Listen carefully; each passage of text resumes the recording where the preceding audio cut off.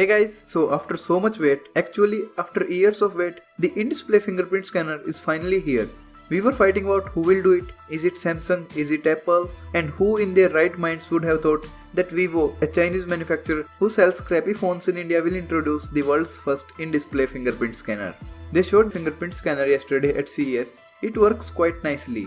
This is the same sensor which Synaptics unveiled a couple of weeks ago. This sensor sits behind the display and it looks through the gaps present between the pixels of a OLED display. This fingerprint scanner won't work with a LCD, it's just made for OLEDs.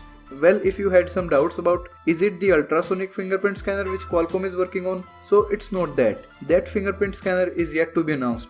This Synaptics fingerprint scanner is slower than a usual fingerprint scanner like Apple's Touch ID or the fingerprint scanner of OnePlus 5T, but it's quite forgivable since it's a new technology and it's the first generation.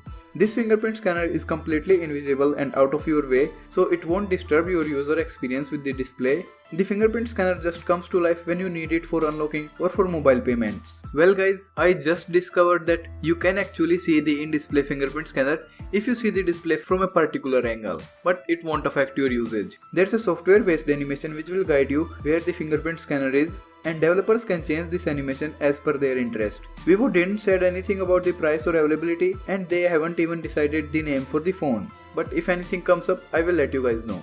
This in-display fingerprint scanner will obviously get better with time, and it's a great accomplishment in technological manner. So yeah guys, that's it for this one. Let me know, did you guys like the in-display fingerprint scanner? I absolutely loved it. Hit the like button if you enjoyed it, subscribe for more updates.